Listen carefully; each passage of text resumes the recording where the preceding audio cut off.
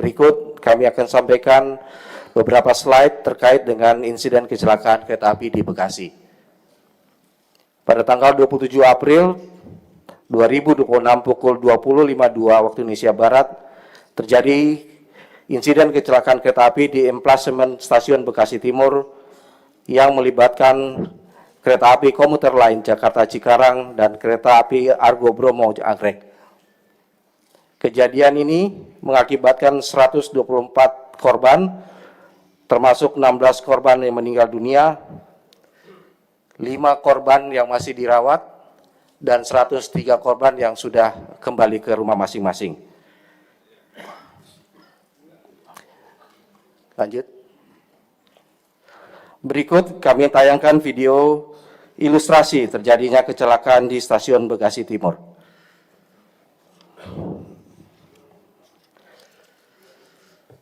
Kereta KA Komuter Lain 5568A tiba pukul 20.34 lebih awal 1 menit di stasiun Bekasi.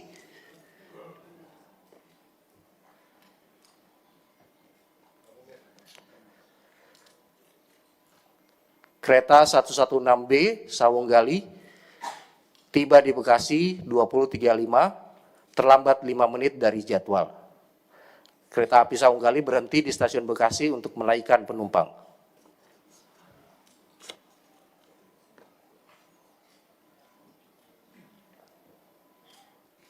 Ini adalah ilustrasi grafisnya.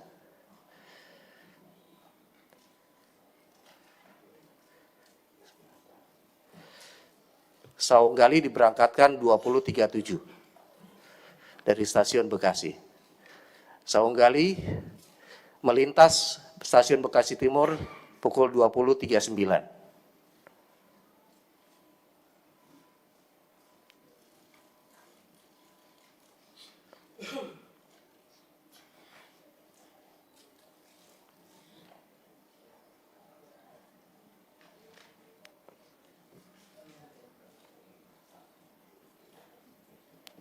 Sebuah taksi mogok di tengah rel. K5181B Cikarang Jakarta pukul 20.48 melintas dan kemudian terjadi temperan dengan taksi tersebut. Timbul kerumunan di mana warga melihat lokasi kecelakaan tersebut atau temperan tersebut.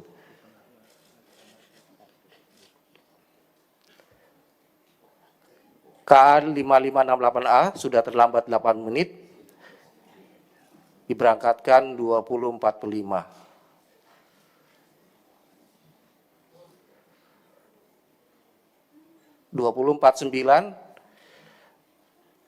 KRL Jakarta Cikarang 5568A sampai atau tiba di stasiun Bekasi Timur. KRL 6066B tiba di stasiun Bekasi. Ini ada KRL yang di belakang, Pak.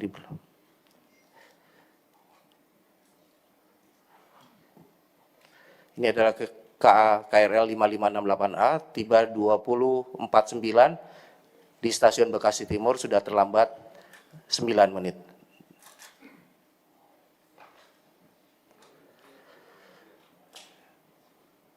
Kereta tersebut sempat berangkat namun berhenti karena adanya kerumunan di depan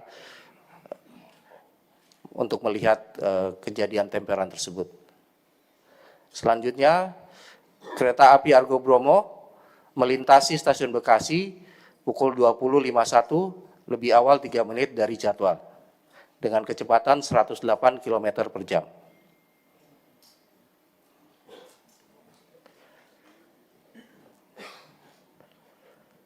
Temburan terjadi pada jam 20.52.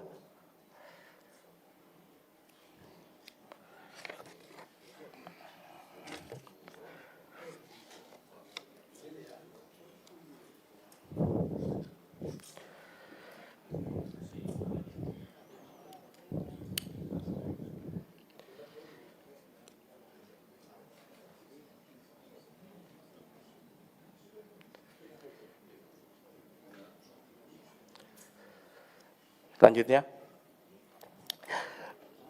Kementerian Perhubungan menghormati proses investigasi yang saat ini masih berlangsung oleh Komite Nasional Keselamatan Transportasi atau KNKT dan mendukung pelaksanaannya secara independen, profesional, serta transparan. Kementerian Perhubungan memprioritaskan percepatan penanganan korban, pemulihan operasional perjalanan kereta api, agar pelayanan kepada masyarakat dapat segera kembali berjalan dengan aman dan lancar. Berbagai langkah evaluasi, perbaikan, dan peningkatan aspek keselamatan transportasi menjadi fokus Kementerian Perhubungan dalam memberikan pelayanan terbaik bagi masyarakat.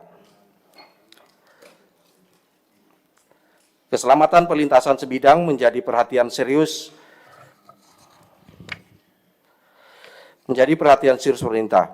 Presiden Republik Indonesia juga telah memberikan arahan dan instruksi secara langsung agar dilakukan optimalisasi infrastruktur keselamatan perkeretaapian, khususnya pada titik-titik perlintasan yang rawan kecelakaan.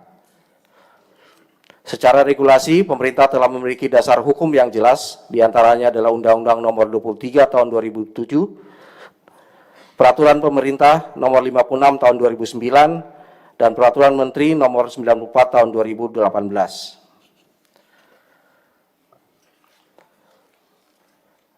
Data kecelakaan perlintasan sebidang dari 3 tahun terakhir tercatat 1058 kejadian kecelakaan di perlintasan sebidang.